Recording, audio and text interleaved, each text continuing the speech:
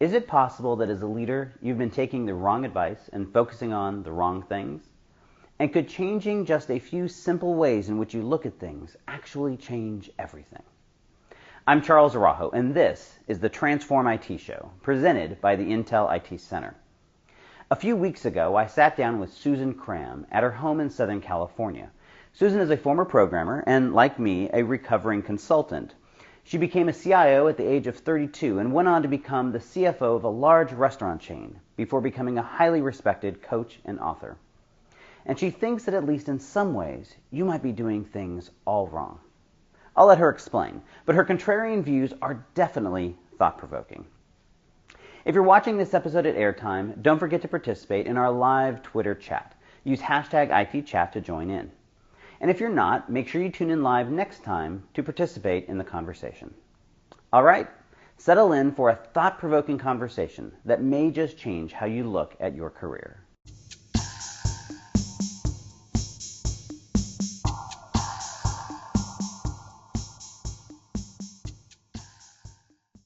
I'm here with Susan Cramm, former CFO at Chevy's Restaurant, a former CIO, and author of the book, The 8 Things We Hate About IT.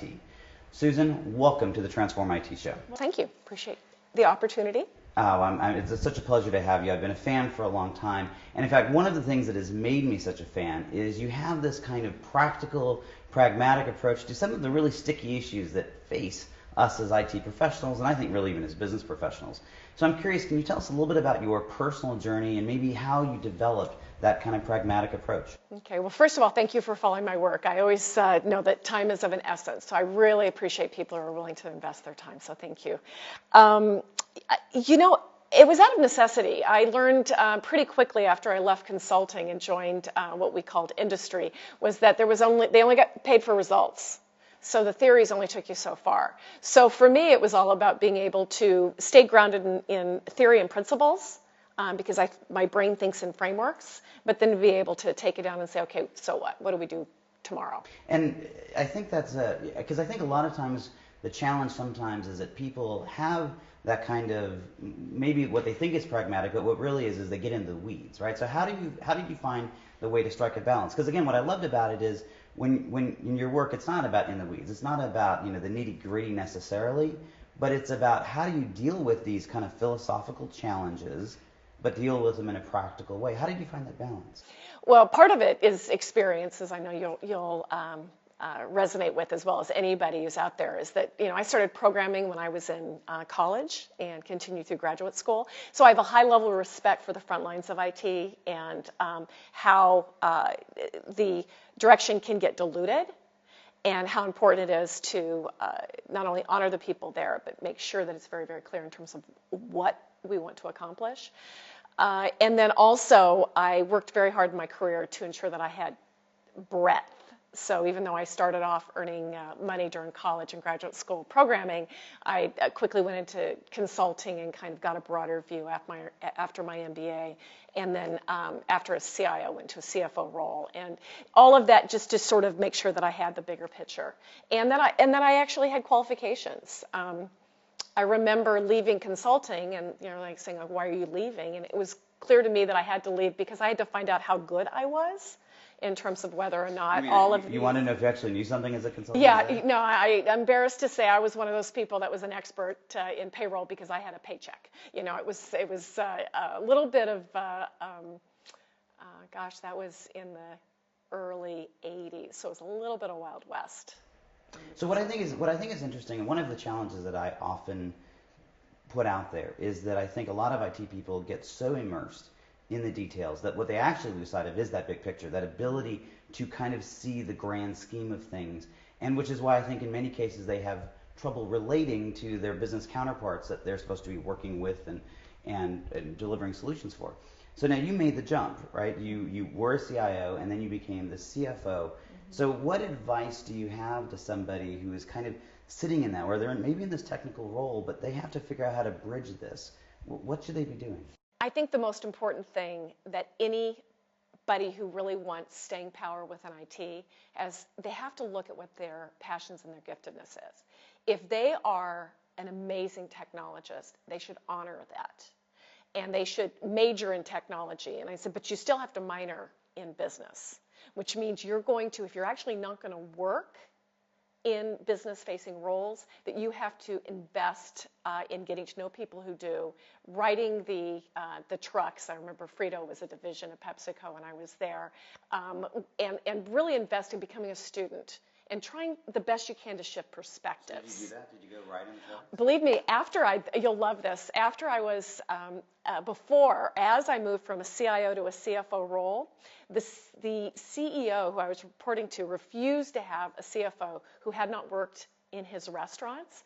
And so I had 10 weeks. I went from a CIO role and 10 weeks within the management training program. And so I started off washing dishes and cleaning beans and cutting onions and tomatoes because it was Mexican food. And actually, it was a relief. After being in a CIO role, it was a little bit nice to kind of step back. And literally get your hands dirty. Yeah. So, and I don't know about your experience, but I always recommend with my clients, when things start looking a little bit muddled, meaning it's hard to tell what's important and what's not, and what information is credible, and it's important to just get the front line. So you just jump on a plane or get in your car or whatever you need to do, and just go hang out with the people who are actually delivering the service. And that, I think, clarifies a lot. So I think one of the things I want to shift gears a little bit and talk about leadership at least a bit broadly. You wrote a piece in Strategy and Business. I know you're a columnist with both Strategy and Business and Harvard Business Review. And you wrote this piece that was somewhat contrarian in my view, in that you talked about that sometimes as a leader you need to actually go in and roll up your sleeves and take on those most critical, most strategic initiatives yourself rather than delegating, which kind of runs contrary to, I think, what a lot of management theory is right now. So why is that, and how should people respond to that? Thank you for bringing it up, because it was quite controversial when it came down, and myself, like a lot of coaches and leadership development professionals, will say, you really need to pick the right team and then let them go.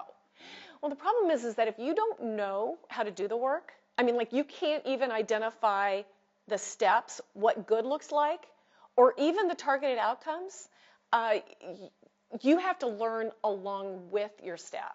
And just handing it over to some, bright young thing, because that's who always gets these things, is the shiny star who is asking for more work. And what happens is that you're going to give them something that you don't really understand. They're going to want to impress you with their abilities, so they're going to appear confident, if not feel confident, because it's sort of, ignorance is bliss, and they're going to find themselves spinning, and you're going to find the initiative going nowhere, and they're going to start looking bad. It's kind of the what they call the prince to pig phenomena. Right. Why were you used to be so good and now you're so bad? And we want to protect our people. And we also want to make sure that we as leaders understand that some work is really hard and murky, and that once upon a time we were individual contributors, staff people, analysts,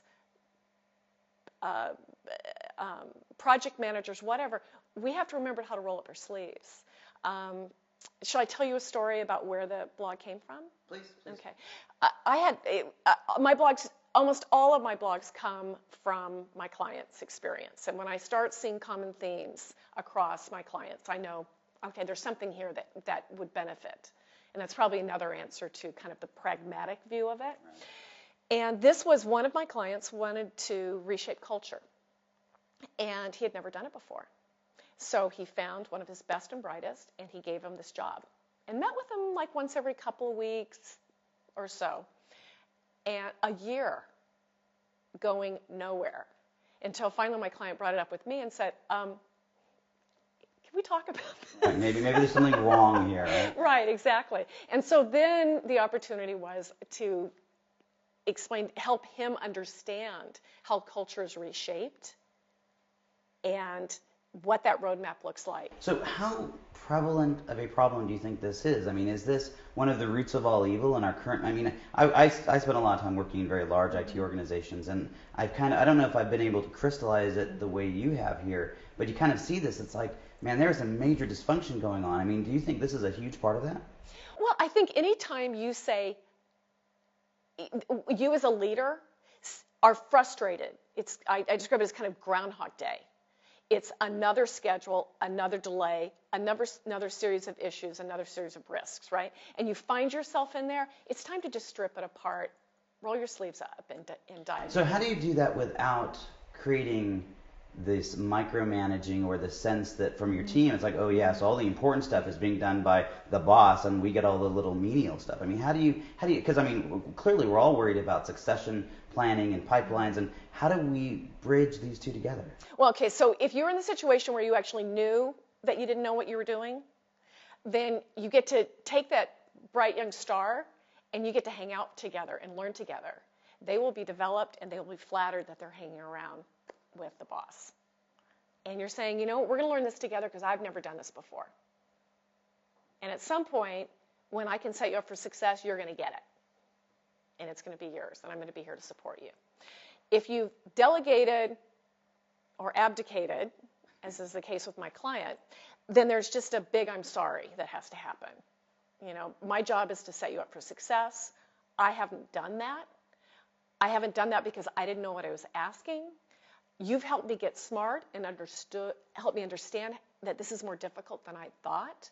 Again, why don't we roll up our sleeves up together? Now, you're describing something that is very hard, I think, for a lot of leaders, a lot of, we'll call it senior executives, right? Because that message, and something I'm a huge believer in, but that message has a lot of humility in it, right? A lot of, I don't have all the answers. I'm not, the king and God of all things, right? So I think, so for me anyway, that's a learning moment, right? This is, how do we embrace that sense of humility? What advice do you have when you're dealing with senior execs, or really anyone who has to have that conversation to bring that to the table?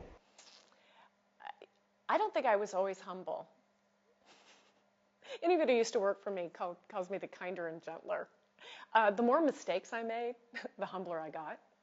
And so I think there's a wisdom that's extracted over time. And if you're fortunate enough to be a younger leader and really understand that that the completion of, or the perfection of our capability is through understanding each other's gifts and bringing the right team together, and that vulnerability actually evokes confidence and generates trust, and within that trust will be an authentic conversation that will help other people rely on each other and will ensure progress. You've got to get into the whole gestalt of this, and unfortunately, we start off as leaders reflecting what we think we should be or do, rather than really reflecting who we are. And as soon as we stop trying to kind of catch up with this image of what we thought we were supposed to be, and then just kind of and recognize that no one has the answer, and we can find it together, is when your organization really, really starts to jump. So not to put words in your mouth, but it kind of sounds like you're saying you need to be comfortable being yourself and not putting on these airs and not trying to act like maybe corporate society or corporate culture has put out that we should be. Is that? Yeah, and it takes a lot of time to figure out who you are. So that's actually a nice segue into my next question, which is another contrarian view that you put out in another article that was kind of almost the exact opposite. Sheryl Sandberg wrote this book called Lean In, which was basically calling on women to, kind of bite the bullet and suck it up, if you will. And you wrote this article that kind of said, no, maybe that's not the case. If your personal values aren't in line with the corporate values of the organization, then maybe you should lean out and go create your own culture by doing something on your own. So, first of all, did I get that right? And secondly, I think if I did, that's an important message, I think not just for women, I think for men and women, leaders that are stepping out. And so how would they actually respond to that suggestion? I just love it. Maybe it was with the book, Suck It Up. I always thought her book should be called, If You Have to Work Full Time for Somebody Else, This Is How You Should Do It. Because in reality, it's saying you're not going to have control over the system. You're not going to have control over how your job's defined. You're not going to have control over the definitions of success. So if you want to look as good as you can within, with, your arm tied behind your back and your mouth half open and one eye closed, then this is good advice.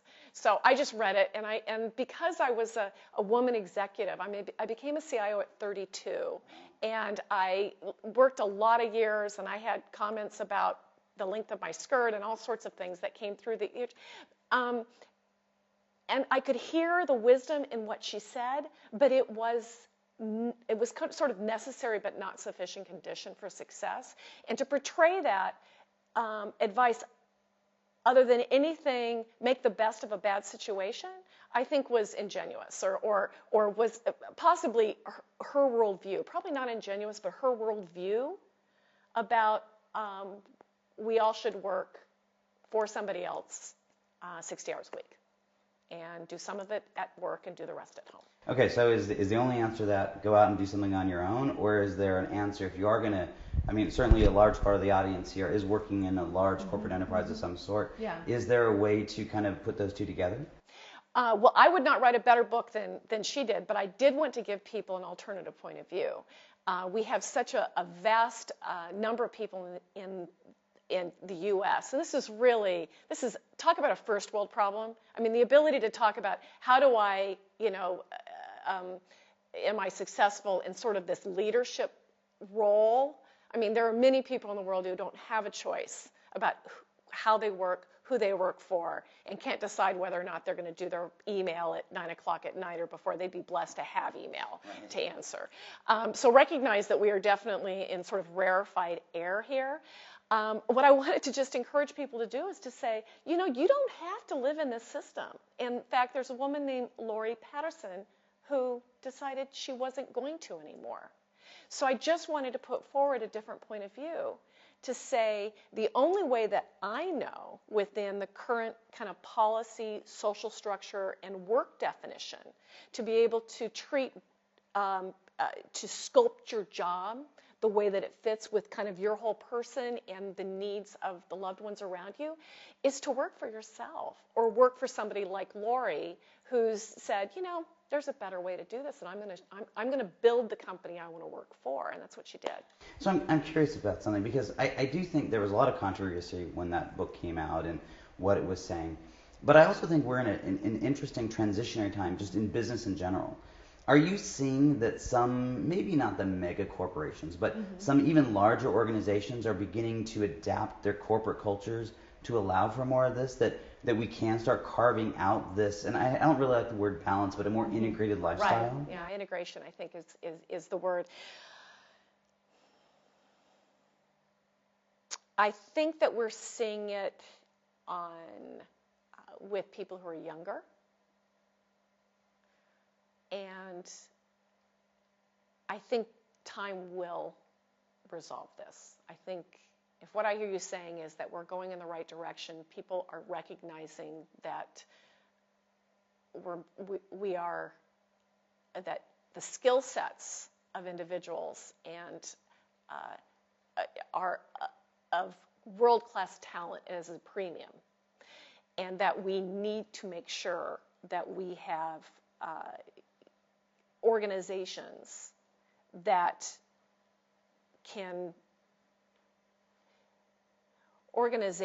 are able to more flexibly define the unit of work and the units of work into a job, then I'd say, yeah, we're going in the right direction.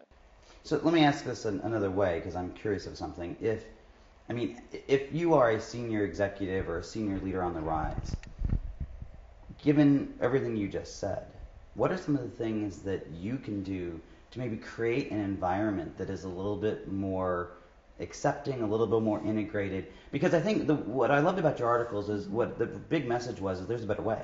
That you don't have to kill yourself. You don't have to succumb to this to produce great work and to have great results.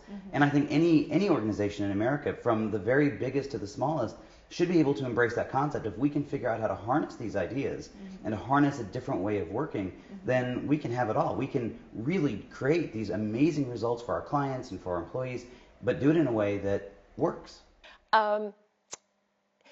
One of the keys is understanding what you want out of your life and defining that differently than maybe your parents define that for you. and defining it more intrinsically rather than sort of externally, and understanding the parts of your life that kind of go into that or comprise it, and finding the intersection between them. So if you're passionate about a cause, and I'm getting involved with more and more nonprofits, so it's hard for me not to think within that, a social cause, how can you pull your family into that as well? And so as you're working, you're also creating memories with your children, or strengthening the relationship with your significant other. It's the same thing with when I was a CIO, I quickly realized, and I worked for a food company, I quickly realized that the value of what I did was the people that I invested in, and that was very, central to my passions and why I got up in the morning. And so I redefined the job as, what can I do to help somebody else become the best version of themselves? And the job became inherently less work and more satisfying.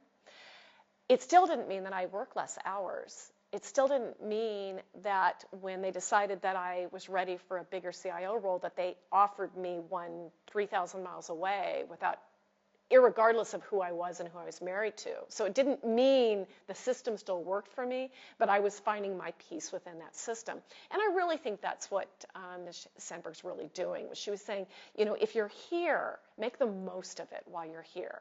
I wrote the article because I said, maybe you shouldn't be there. And somebody should give you permission, and here's somebody who's done it differently. When I think what is interesting about it, and what you're describing, I actually think is a huge gap. And I don't know if this is unique to IT or not, but certainly because IT people tend to be technical, they tend to be project-driven, that there seems to be sometimes this lack of introspection. I will often ask people that I meet, so what is your goal in life out of all of this? And they kind of give me this strange look like, I don't know. Hadn't really thought about that, right? So how much of an issue do you see that? I mean, do you see the same thing? And how can maybe people, because what you're describing is a process for going through that. Yes. What might people do to embrace that and maybe get that introspection? There are a lot of people who haven't given themselves the time to think deeply about who they are and what they love and what they want to achieve. And achieve not just within the view of business, but achieve in terms of their life. The process that I walk through as a coach is that's the first set of questions I ask, because if people are going to invest with me and through the homework I give them and to become a better leader and to move towards their goals, they have to make that very, very clear. And the process, I've got a questionnaire that's pretty straightforward in terms of the questions it asks. It's not easy to complete. And so finding somebody who is willing to help you think deeply and reflecting back the implications of what you're saying and the inconsistencies within your answers is critical. I generally find that people are saying, I really want to own my own company, but I have 3 kids under 5 at home. Maybe a disconnect there. Yeah, and that new company would require me to travel. May not be the time that you want to do that. And just to be able to have a kind of an independent person that's willing to kind of hold the mirror up, I think it can be very helpful. So let's make this a little bit personal. You have had a very interesting career. So you were in the consulting side, then you were within IT as CIO, then you jumped onto the business side as a CFO, and then now you're a coach and you're working with organizations in both IT and business as well, right? This very interesting career. From your own personal journey, what is the thing that maybe you kind of grasp onto, that you look at, that helped you chart this course, that enabled you to kind of make your way on this journey in a way that got you to where you are? I said yes. Powerful yeses and powerful nos. So when there was an opportunity, when I left consulting and started working in industry, and there was a strategy, an organizational strategy in the company, and they were hiring McKinsey to come in and work it. And I said, I want to do that. And they said, well, we didn't even ask you if you wanted to do it. But I said, you really need my expertise on that. So I basically, applied for a job that wasn't open and sold myself onto it. So that would be kind of the powerful yeses, because I knew that would be meaty and fun and experienced and that kind of stuff.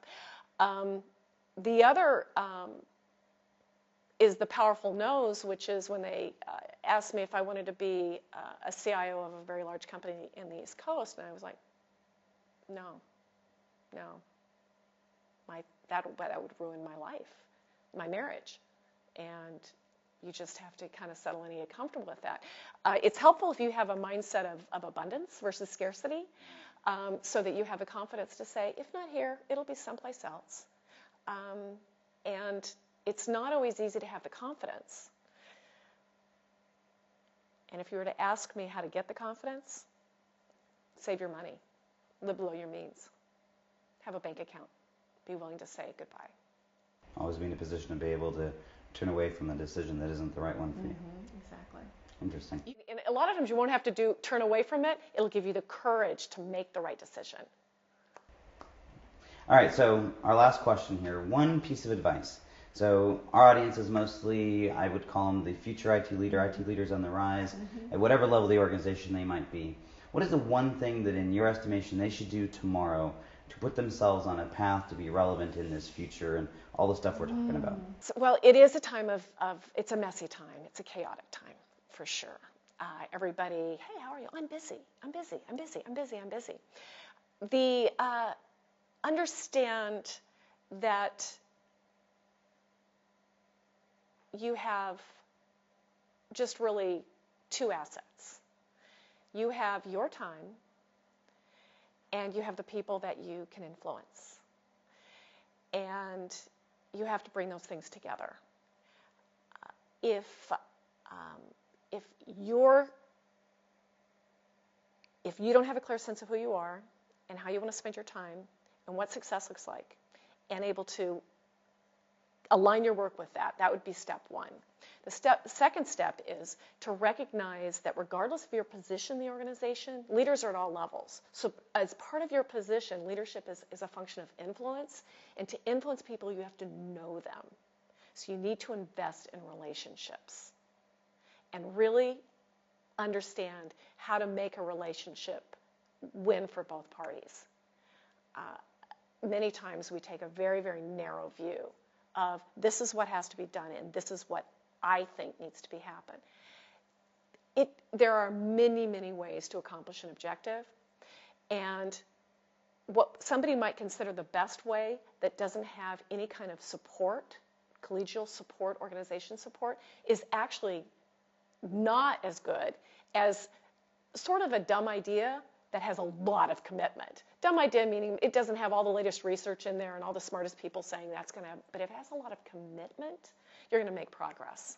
So again, manage your own resource in terms of your time and make sure that you really invest in other people and know who they are. That's great advice. Susan, thank you so much for being on the Transform IT Show. It's been an absolute pleasure talking to you. Thank you. It's been a pleasure for me too.